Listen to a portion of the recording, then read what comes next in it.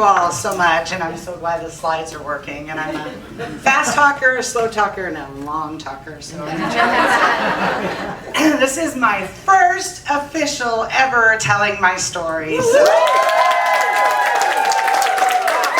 I tried to get out of it, and I tried to back out, and I was told, the hotel's already been paid, so we can't give you a refund, and we know that's not true. I'm going to make some jokes, but I'm going to tell you. I first want to start with gratitude. Anna talked about gratitude yesterday, and let me tell you, the relationships I've met here, the connections I've made, I wish I knew you all in my 20s. Boot with the fur back there. I stepped on her boot yesterday, and I said, that's okay, I got a hitch in my giddy up too. And we connected, we bonded, okay? So I am a successful teen mom. I am the first woman in my family to ever graduate high school. Go to college. This year I've lost 40 pounds. I'm a twice published author, an intuitive, an empath. I was a successful leader in corporate America, and I have celebrated my accomplishments, and I'm confident today, but I never was that girl. So I'm going to share my journey and what really resonated with me. So I don't even have an offer. I recently retired with my husband, and I'm busier than I've ever been. My clients won't let me go. Just do something. So I have a little $19 school group where we meet and we do all the good juju. The community. I want to thank Cynthia for inviting me here. I was so scared, and I did her podcast.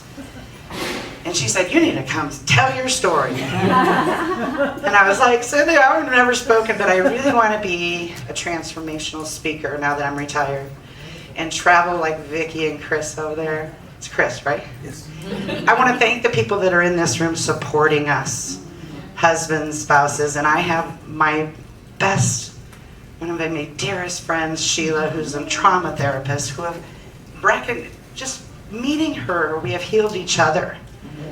And she deals with my gas at night. She was getting people water yesterday. And I told my husband, there's a guy here named Chris, and he's so good to his wife. They've been married. I've been married 36 years. They've been married 35, and it reminded me of my husband and I said, I can't wait for you to travel with me. And he goes, yeah, but not everybody has a Sheila. Sheila got up and got someone water yesterday. I was like, that's Sheila. I knew exactly where she was going. So I want to talk today about the ripple we don't see and how our unhealed trauma patterns affects leadership and my journey to get there, to figure it out, to be up here speaking in front of you, right? And like I said, I'm an empath and intuitive, and I'm a psychic medium. I don't share that much, and I was like blown away when it happened, and my family thinks I'm batshit crazy, and I am. But most leadership training focuses on strategies, productivity, performance, branding, messaging, your why, all those things, and I've learned it. I've coached others how to do it, and I want to talk about how leadership also shapes the patterns we carry, or the patterns we carry affect our leadership. Okay, we don't recognize them. We're in the moment, saying no, boundaries. And thank you for your little pep talk today, Aruna. I'm nervous as I'll get out right now. So what's rarely talked about is emotional intelligence. And we talked about recognizing it in other people, but also yourself and how you're responding to things. And it shapes how we handle pressure, leading others, communicating with others, trusting ourselves, and I call it the ripple effect. All right? There's a moment this all just rained down on me like a ton of bricks.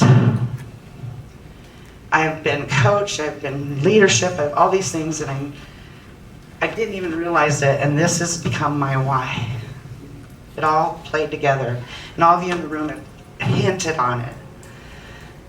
My daughter came to me, and we had a relationship growing up. And she started telling me how she was feeling.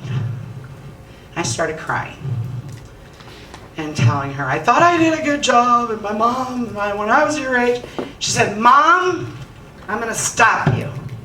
Because every time I come to you telling you how I feel, you start crying, I comfort you, and I need my mom.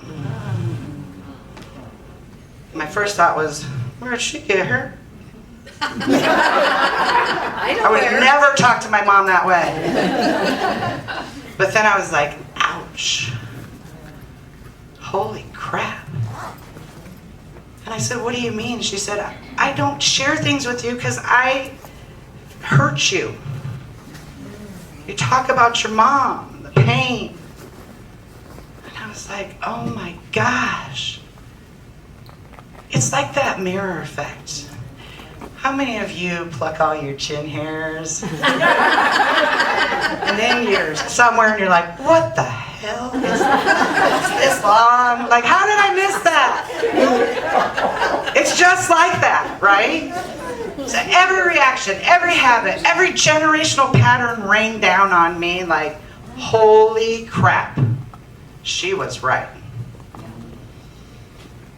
Now, our ripple goes outwards. Every relationship, every career, being an entrepreneur, it follows you. It doesn't go away. It's the way we lead. Now listen, if you have a family like mine, emotional patterns, they show up big and explosive.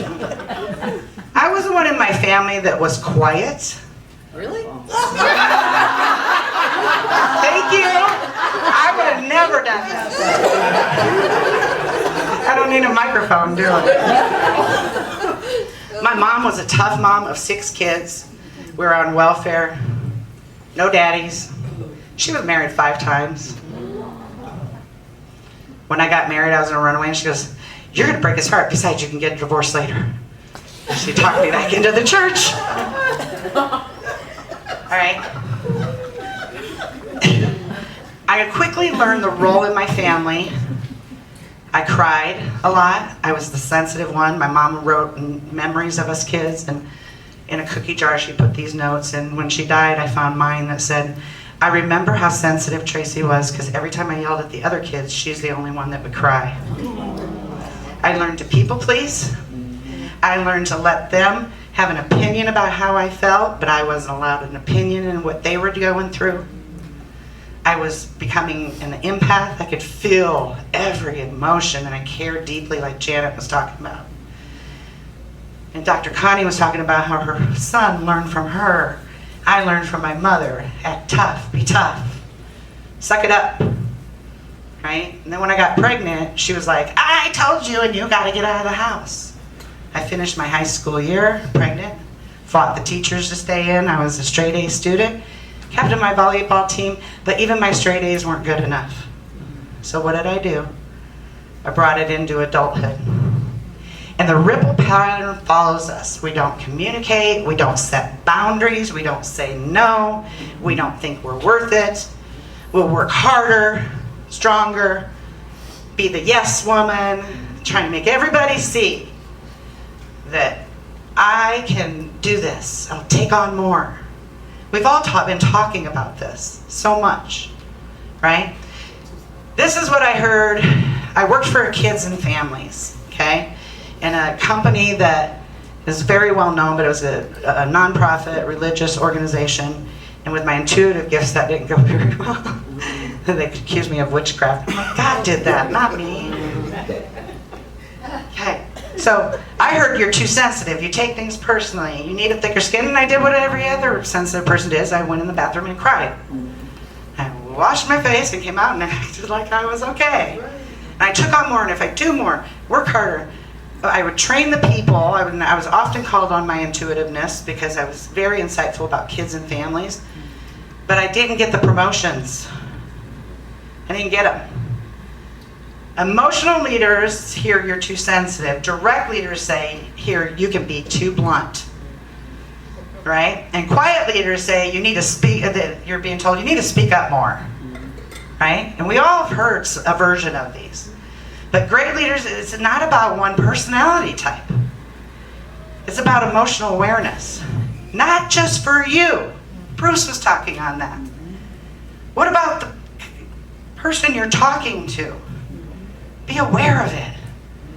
Know they have a story too. We've all had stories. We all have. And it's not just about you. But yes, it is about you. I met a woman, Anita Shakina, and I said, Anita, I'm finally selfish. She said, oh girl, stop. Like you did to me this morning. They're selfish, which sounds very negative. It's a negative feeling. They're selfless, where you give, but then they're self-full. Ooh, right? Steal it. Her name's Anita Shakina. A mentor I just met at a campfire. That's all, right? I quit that job. I got tired of getting passed up for promotions. I got tired of everything. It was a great job. I was fully vested, had a 401. I walked away. Woo! Thank you. I felt so good, girl. And I bought a restaurant.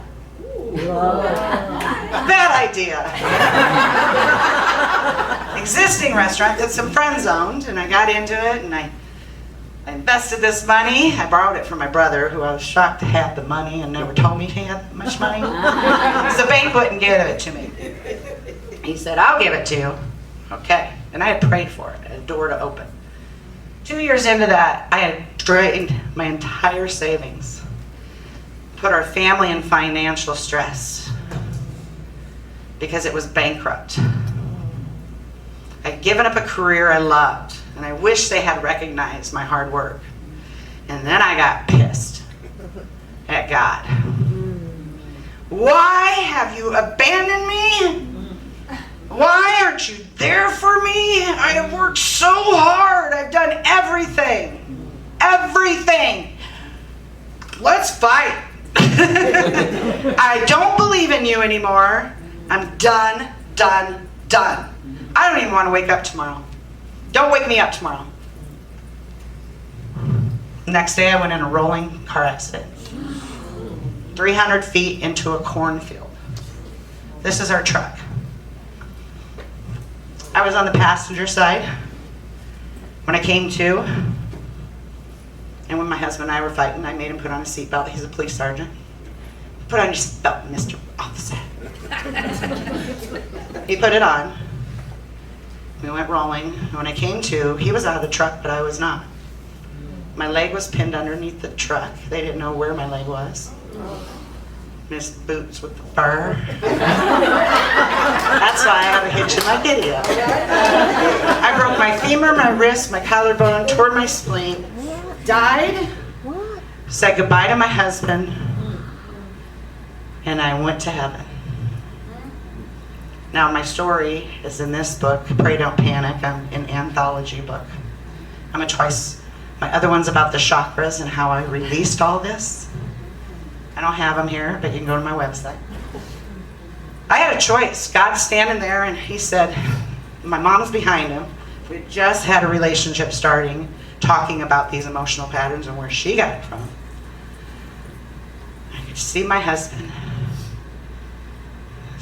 He said, you have a choice. I said, tell my mom I'll see her again someday. I was back in my body that quick. And then the jokes came. Cutting off my clothes. There's a better way to see a girl naked, guys.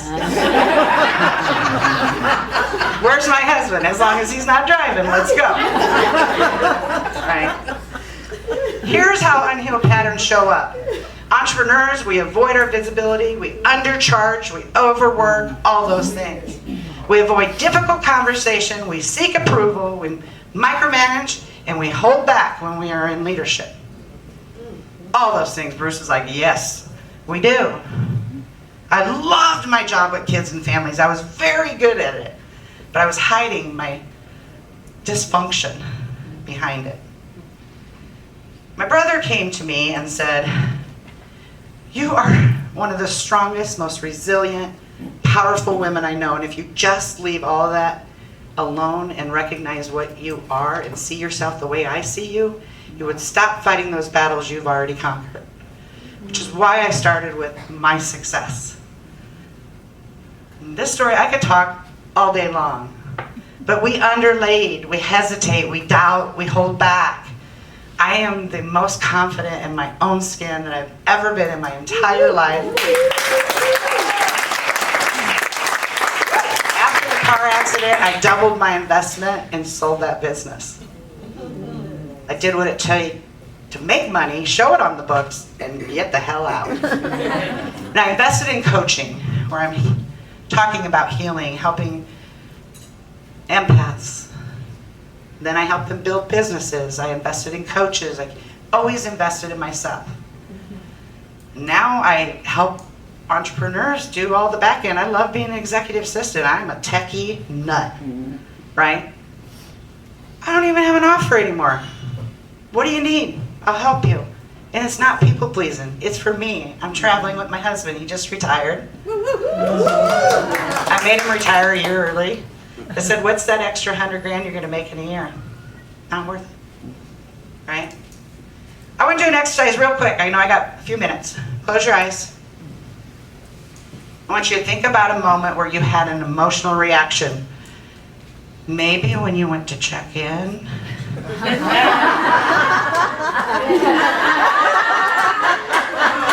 And they asked for your credit card.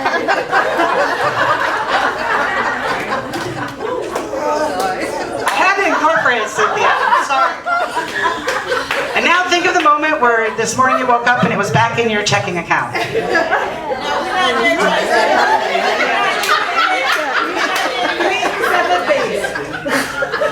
3 to 7 days. Now listen.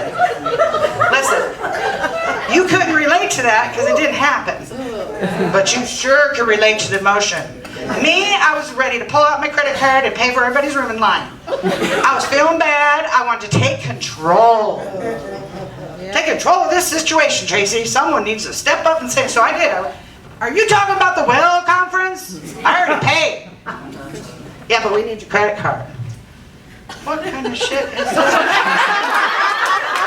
What did Cynthia get me into? And I don't care if I ever receive my money. I had the bravery to stand up today and tell my story. And I met all of you.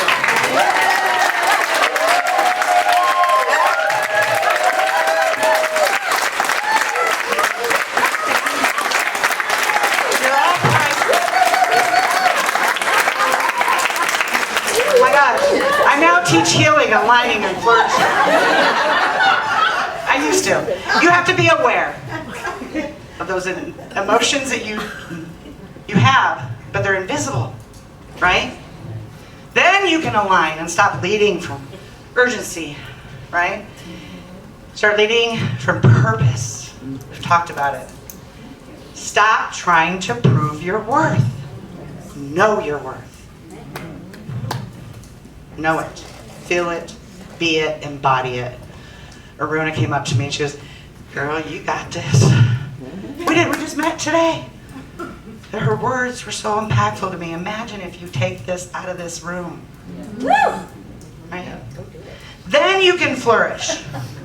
When you can recognize the behaviors, they're invisible, then you can change them, then you can align with what you really want to do. I recently started kayaking with my husband. The wind blew me clear the other side of the damn lake. I'm like, how am I going to get back? And he's fishing. And I got to pee. And it's cold water. So I'll meet you there. I get all the way back to the dock and I said, yes, girl! I was so proud of myself. I celebrated that. And then an eagle came and some herons and ducks. And I was in gratitude. Thank you, God, for this moment. Spending more time. And I made $4,000 the same day. I didn't even try. It just flows to you. Someone told me I was glowing. I started calling myself Glow Coach Tracy after the car accident. Glow Coach Tracy, because I feel like I'm glowing. I feel amazing. Now, healing isn't perfect. It means we recognize when that big ogre comes up, you're like, you narcissist, get away from me because I recognize you. Right? Unhealed patterns rippled outward, but so does healing. And when we align, heal, align, and flourish, the ripple changes. And that's the effect we want in our communities, our children. That it ripples outwards. We all want the world to feel it. Okay, thank you. My contact is tracytyler.com. I don't know what I can help you with. Just let me know.